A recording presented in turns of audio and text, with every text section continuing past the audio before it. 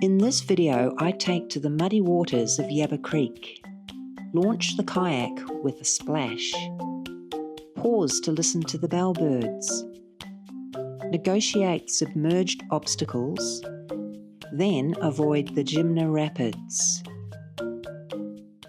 I'm in Jimna and I've just brought the kayak down to the creek here at Yabba Creek. We've had quite a heavy rain over the last couple of days. It's a bit grey and overcast and the water is quite muddy. I'll just show you how I do bring it up. We've only got about 200 metres from our place to get down to where I can launch the kayak. And basically, this is how I do it. Ooh, big fly. There were a couple of spiders that came off this just before. It's been under the house. That's the thing with living here in Jimna. There are quite a few critters, and I'm sure there's quite a few of them decided to take up residence on my kayak. Which one are we going to have?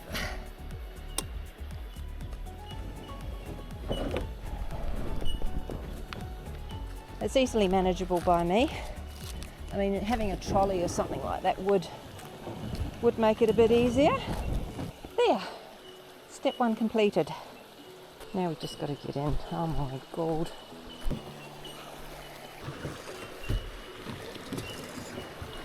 Away from the rapids. Wow, this is really, it's about almost a metre higher than it was last time I came. Very muddy though after all the rain. And there we go. This whole area is normally where I go swimming. Normally it's a lot cleaner than this. Apparently there's a massive swimming hole, you know, probably about 10 metre deep or more.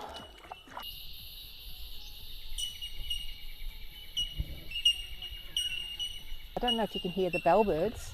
There's a lot of little swallows also diving down, grabbing little bugs that are landing obviously on the surface. Yeah, so just as we come around this corner there, we should see ahead of us a big fallen tree, a massive tree. It's been there for years, and often when the creek is flooded like this, you can't get the kayak underneath. So let's just wait and see how we go.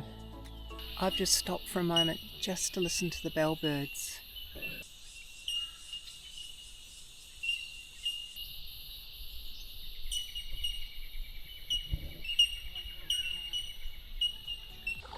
This creek is actually full of logs. We've had some massive storms over the last 2 or 3 years, and you know, this is metres deep. It would have been metres way above my head in the big flood of 2022.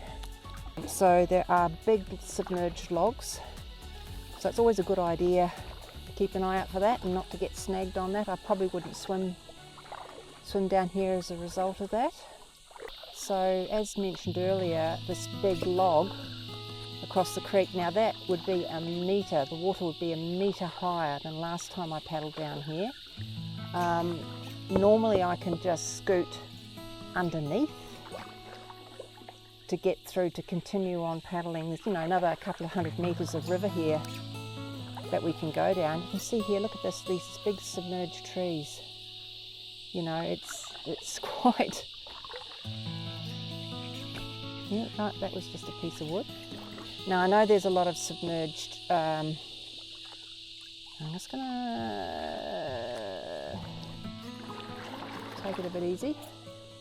Yeah, now if we were adventurous, we would continue on. There's a lot more river to see. I don't know that I'm that agile. Can't get under there. Oh, there's a lizard. Hello, lizard. Hello, little fella. No. Plenty of room last time. I reckon if I had a rope on the front, I could portage here and drag it up and drag it under. There's no way this little red duck, I mean look at it, it looks easy, doesn't it?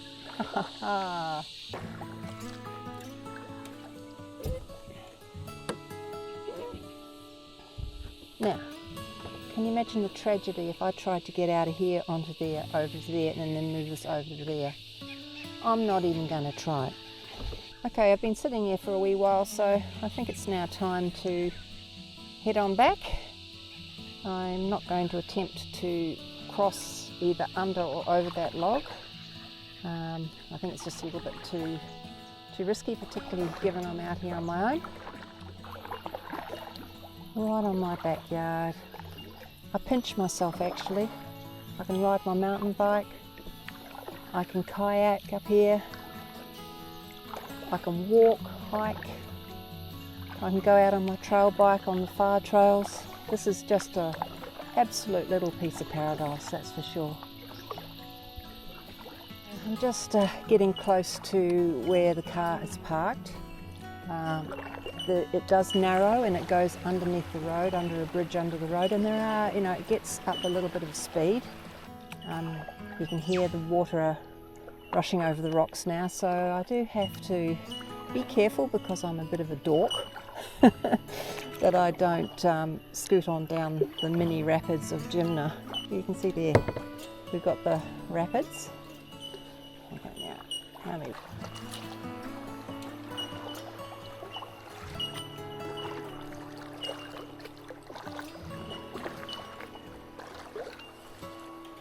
Here we are. Perfect. Oh, I made it. There we go. We made it. So now I've just got to get this kayak back inside the car. It's going to be a bit of fun. And she's not a light beastie by any stretch of the imagination.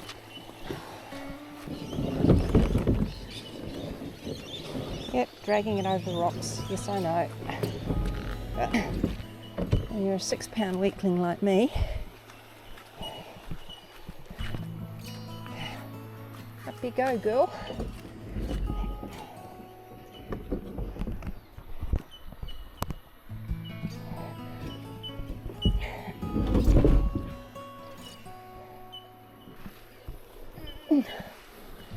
Yeah.